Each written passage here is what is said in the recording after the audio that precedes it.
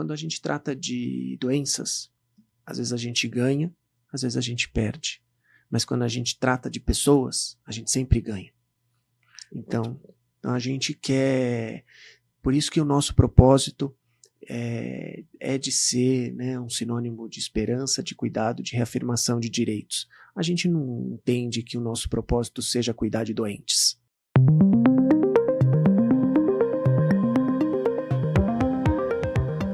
Olá, estamos novamente aqui conversando com o Dr. Morris Pimenta, que de pimenta não tem nada, é uma pessoa extremamente agradável, não é ardido, né?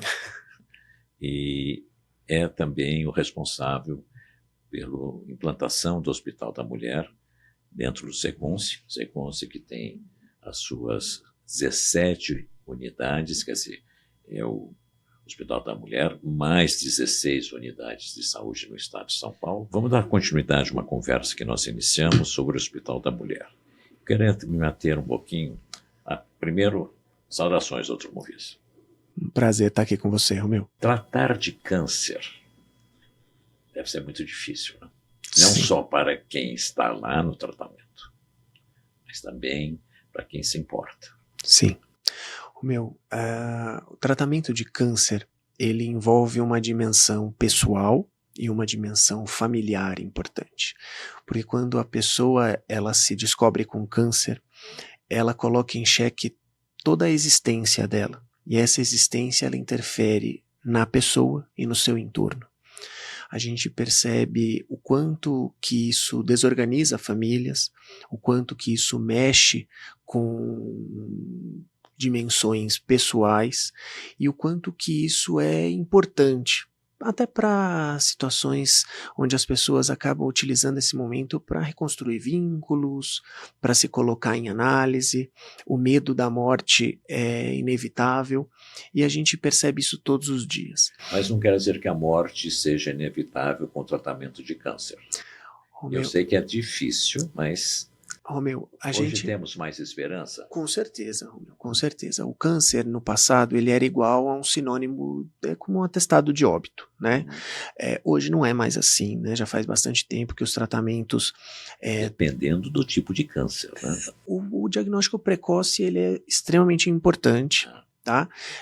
Por isso a importância dos exames preventivos, do encaminhamento correto, da não peregrinação na rede, para que a gente possa intervir o mais rápido possível. Você falou uma palavra nova nessa história, peregrinação na rede. O que é isso?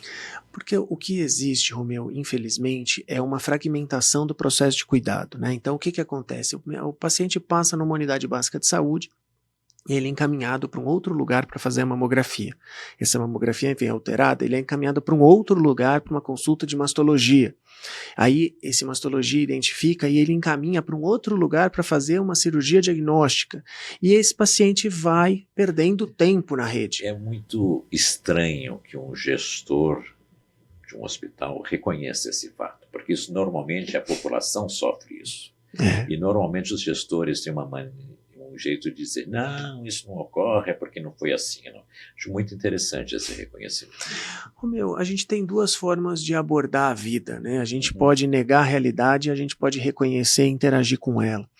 O Hospital da Mulher, ele tem uma característica onde a gente não nega a existência dos problemas, né? Acho que isso é um DNA do Secunce, né? É uma coisa que a gente tem dito aqui várias vezes, é uma transparência. Isso, é um DNA do Secunce, isso. A gente entende o problema e a gente pensa como a gente faz isso, né? Lá a gente tem um protocolo interno, um centro de alta resolutividade de câncer, onde a gente recebe essa mulher que preenche o critério de alta suspeição e a gente entrega uma linha de cuidado integral para ela. Então o meu mastologista na porta do CARI, ele tem acesso a ultrassom na sala dele, se preciso for, essa mulher faz a biópsia no mesmo dia que ela vem.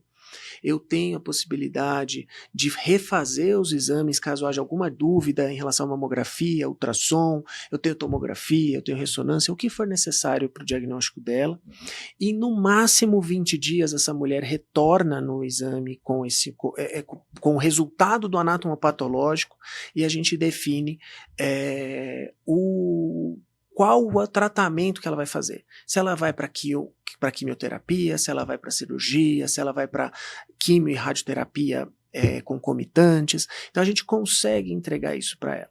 A gente também consegue entregar para essas mulheres uma coisa muito bacana, né? Nós fazemos parte da rede de apoio diagnóstico da Secretaria Estadual de Saúde. Então a gente oferta no Hospital da Mulher, por meio do CD2, uma quantidade de exames de mamografia.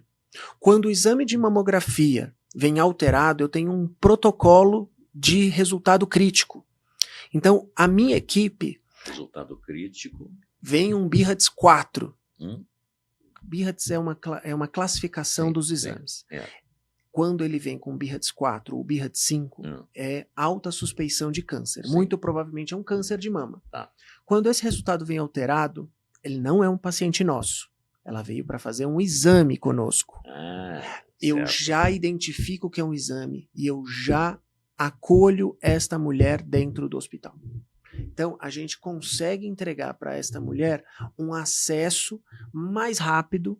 Por quê? Porque ela já foi encaminhada para nós para a realização de um exame. Isso, ela já passou por este crivo da regulação e do encaminhamento. Devolvê-la à unidade básica, para o médico fazer essa leitura, para que ela volte para nós, ela já perdeu pelo menos... Você chama de alta resolutividade.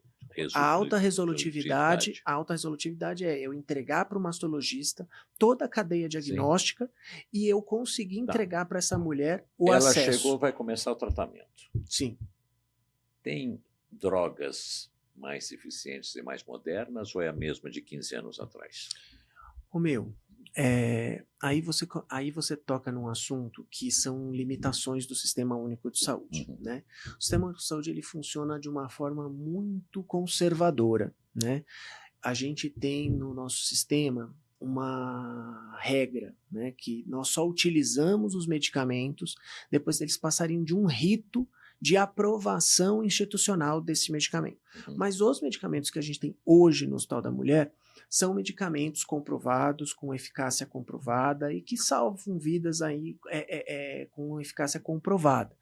As últimas tecnologias, elas ainda aguardam a portaria do Ministério da Saúde. Mas nós estamos falando aí basicamente de quimioterapia. Quimioterapia. Né, que são...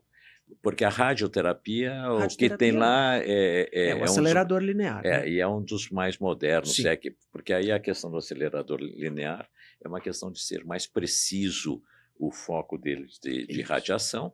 A radioterapia... E também não machucar o paciente ou ter um dano muito menor na queimadura, que aí é uma queimadura que se faz. A radioterapia, eu acho que até é legal a gente falar um pouco disso, porque não é um tema tão corriqueiro para as pessoas, né? A radioterapia ele é um tratamento é um tratamento de medicina nuclear, né? Um tratamento feito a partir da emissão de um feixe, né? Que vai fazer com que a gente induza as células a morrerem. Né? Então ele é o nosso aparelho. Qualquer célula, né? As boas e as ruins que estiverem ali. Na verdade, ele vai induzir preferencialmente as células doentes. Tá? Então, hoje, como que funciona? Né? Você é uma coisa altamente especializada. Eu tenho um físico e um médico radioterapeuta trabalhando juntos, fazendo esse planejamento. Físico? Um físico médico. Tá? Ele é um físico. Tá? E aí ele faz os estudos matemáticos. Essa mulher, a partir de uma tomografia de planejamento. Então a mulher passa por uma tomografia de planejamento. Essa tomografia de planejamento gera uma imagem e esse físico faz os cálculos para identificar onde essa radiação precisa incidir. Esse cálculo gera um modelo que vai ser simulado e se a simulação for adequada, ela vai para sessões. Essas sessões elas ocorrem geralmente com alguns sempre na mesma posição para garantir que isso ocorra. E a radioterapia ela não faz uma queimadura imediata. Né? Ela faz uma queimadura, ela por produzir essas respostas, ela vai levar a um processo que ele tanto é que a sessão de radioterapia ela é rápida, ela dura É. 5, 10 minutos.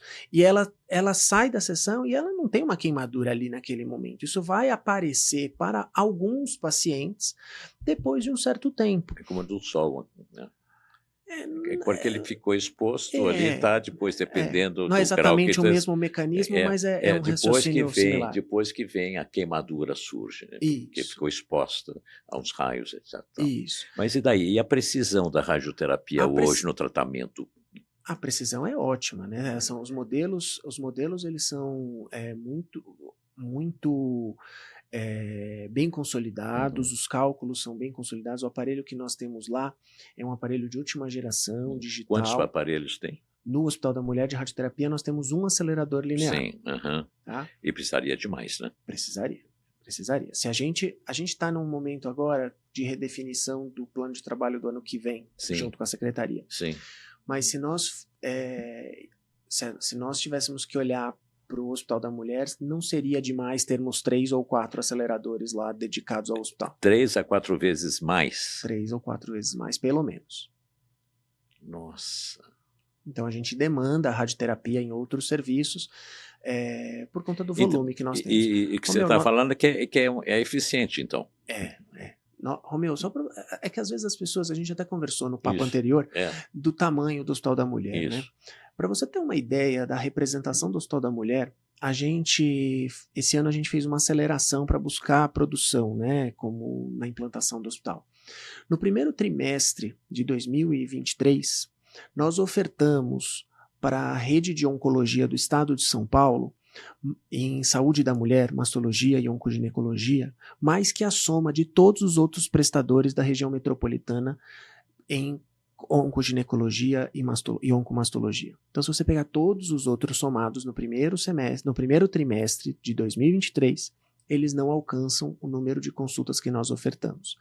Nós entregamos hoje, dentro do Hospital da Mulher, cerca de quase 900 cirurgias por mês dentro de um hospital, né, entre cirurgias ginecológicas e cirurgias oncoginecológicas. A gente entrega por mês quase 1.000 internações todos os meses em saídas clínicas e cirúrgicas. Quanto tempo fica um paciente internado? 5 dias? Não, a nossa média de permanência é de 3 dias. A gente buscou eficiência e hoje nós estamos com uma média de permanência institucional de 3 dias. Como média, né, Romeu? Assim, paciente que está com uma intercorrência oncológica clínica, às vezes fica um pouco mais, alguns pacientes acabam tendo alta mais precoce, mas em média são 3 dias. E com todos esses números, de vez em quando a gente vê que um paciente não ficou muito satisfeito. Eu até entendo, porque o estado psicológico dessas pessoas que estão lá com uma doença grave e que, como foi dito anteriormente, não é um caso, às vezes, que será que eu tenho esperança? Será que o que vai acontecer? Isso deve embananar a cabeça das pessoas, isso deve deixar muita confusão mental. Então tem um clima de tensão ali. Acho que isso gera reclamação, porque vai lá, tem que esperar um pouco, tem muita gente ou alguma coisa, ou até talvez não tenham passado a informação correta. Romeu, quando a gente tem um volume de pessoas que a gente tem dentro do hospital, é natural que os processos sejam testados ao seu limite, né?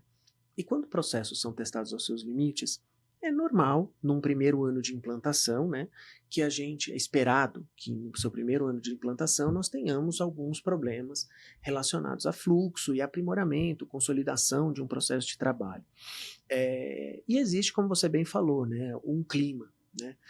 Não é fácil você lidar com uma perspectiva tão difícil como a do câncer, uma perspectiva tão difícil como de ter sido vítima de violência sexual, com uma perspectiva tão difícil como a gente trata algumas doenças ginecológicas que cursam com dor crônica, como endometriose.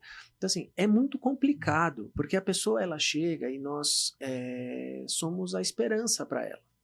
E quando ela encontra uma dificuldade, é natural que ela fique frustrada. É natural que ela descarregue essa frustração na nossa equipe. E eu costumo conversar com as pessoas que a gente precisa melhorar, né? A gente precisa o dia que a gente achar que a gente não precisa mais melhorar, acho que está na hora da gente sair, né? Porque sempre há espaço para melhorar. Então, nós temos que ter a clareza de proteger o trabalhador, mas de entender que nós estamos ali cuidando do amor de alguém, né? O hospital ele existe para isso, né? Para reafirmar esse direito. Então, eu penso que é legítimo, a gente acolhe todas essas situações e tenta dar o caminho que precisa ser dado para todas as reclamações. A minha parte do meu trabalho aqui no Seconce também ter contatos com todas as unidades de saúde do Seconce. E a gente vê como essa questão não é própria, aliás, pelo volume de pessoas atendidas no Hospital da Mulher, é muito pequeno essa questão, e elas sempre são resolvidas, é sempre dada a devida satisfação às pessoas e uma explicação, porque às vezes acontece.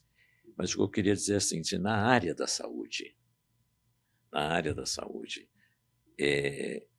cada vez mais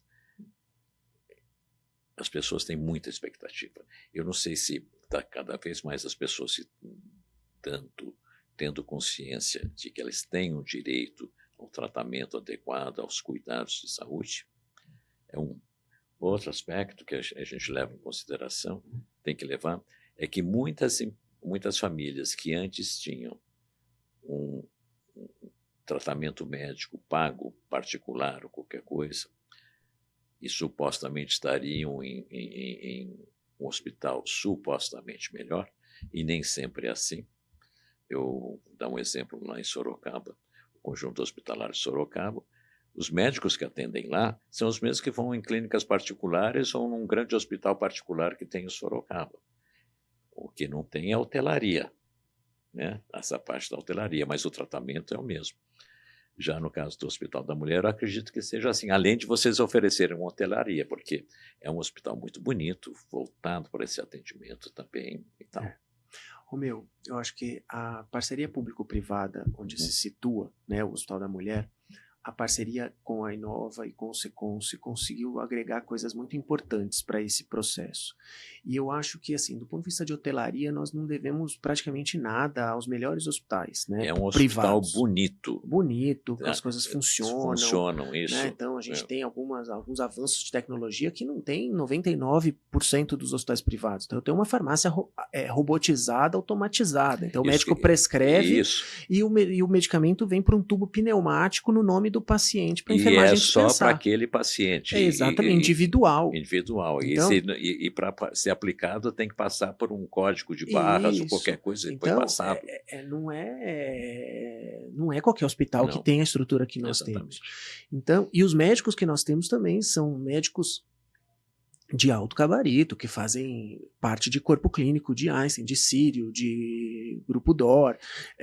Professores, né? Então, eu tenho, por exemplo, médicos do gabarito do Dr. André Matar, que é um excelente mastologista. Eu tenho médicos do gabarito do Dr. Arthur Zick, que é uma referência em reprodução humana assistida. Nós temos o Dr. Ricardo Freire, doutora Fabiana Ruas, temos lá a doutora Daniela Sete, Adriana Yoshimura, pessoas que são referência nas suas áreas, né? Exatamente. Então, acho que a gente tem hoje, né, um horizonte de se consolidar cada vez mais como um centro ginecológico de referência não só nacional, mas internacional. E a gente está buscando isso, né? Acho que hoje, já falando um pouquinho, né, de projetos futuros, a gente tem muita felicidade, né, de ter conseguido fazer essa implantação, mas a gente quer mais, né? O nosso planejamento agora é consolidar uma área de pesquisa, né, dentro do hospital.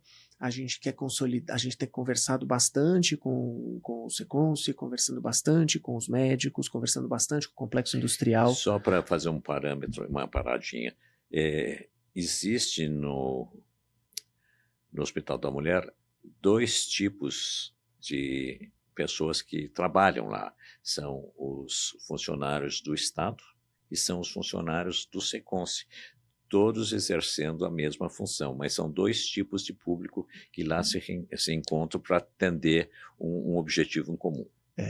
A gente tem tentado, Romeu, trabalhar cada vez mais na lógica, e isso é um direcionamento tanto nosso, mas também do nosso superintendente, Dr. Paulo Quintais, que é da gente trabalhar uma dimensão de cultura única.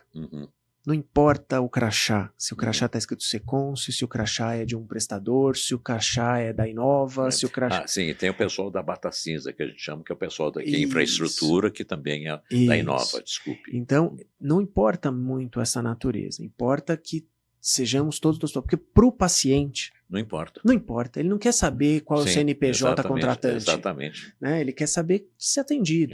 Então, essa construção, né, de uma estrutura de ensino e pesquisa e continuar avançando na ampliação de acesso, na qualificação do processo de cuidado, hoje são as nossas fronteiras. E o nosso desafio, a nossa meta para o próximo ano. A gente tem feito muitas conversas em relação a isso, conversando muito com o Complexo Industrial de Saúde, né, com as farmacêuticas e tal, e elas também nos veem, porque não é pouco. Né? Assim, para eles, em termos de câncer de mama, o Hospital da Mulher é um campo considerável, em termos de câncer ginecológico é um campo considerável. Então essas parcerias, elas são boas para a indústria, elas são boas para o hospital, elas são boas para os pacientes e elas são boas para o governo do estado de São Paulo, porque entra recurso adicional para uma série de ações dentro de um determinado projeto que consegue ampliar acesso de medicamentos que hoje não são padronizados no SUS. Finalizando essa parte que nós estamos conversando, mas é muito interessante observar como o patamar de cuidado na saúde ao cidadão comum ele tem melhorado. Ele está vindo, eu acho que o Hospital da Mulher tem esse cuidado, eu acho que esse foco na humanização.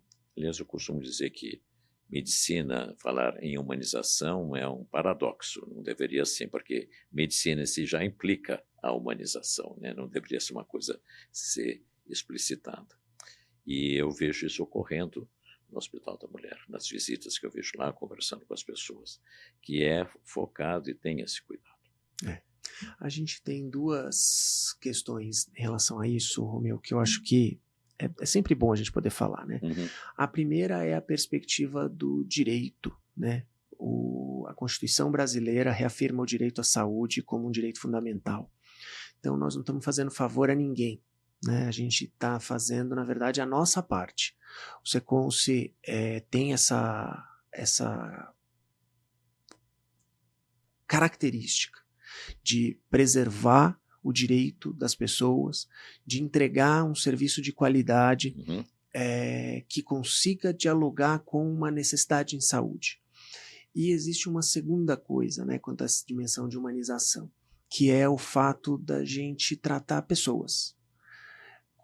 Eu gosto muito de uma frase do filme do Pat Adams, né, onde ele fala de uma maneira, até a gente conversou do Robin Williams, né, onde ele coloca de uma maneira muito clara, assim, no discurso que ele está fazendo na defesa da permanência dele na faculdade de medicina, onde ele fala assim, quando a gente trata de doenças, às vezes a gente ganha, às vezes a gente perde, mas quando a gente trata de pessoas, a gente sempre ganha.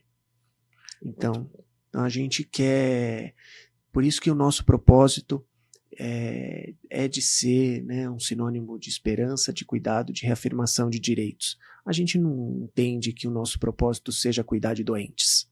Nosso propósito é de ser esperança, de cuidar bem e de reafirmar direitos para essas pessoas. E a gente está buscando isso de forma muito clara, com todos os apoios, e muito feliz, né, de ter um projeto como esse no estado de São Paulo. Acho que é muita alegria. Eu acho que não tem frase melhor para a gente encerrar esse segmento. Dr. Morris vai voltar algumas vezes aqui. Só me convidar. Não algumas, né, Morris? Eu acho que você vai voltar sempre. Lógico que a gente vai, não é toda semana que a gente consegue, mas mesmo porque para você vir aqui até o Estúdio Seconsio, você está deixando lá. Mas vocês viram quanta coisa a gente tem aqui para conversar. Morris, muito obrigado. vamos dando continuidade. Parabéns, feliz aniversário. Você tem muito a ver com essa história toda, os seus funcionários também têm muito a ver com essa história toda, as pessoas que estão lá. Tá, joia. Romeu, eu que agradeço. Você sabe que é um prazer muito grande bater um papo com você, e todas as vezes que vocês nos chamarem, nos convidarem para cá, eu, minha equipe, a gente está à disposição para a gente poder continuar fazendo uma boa prosa. Muito bom, é a boa prosa mesmo, porque aí tem algo de bom acontecendo. Até, pessoal.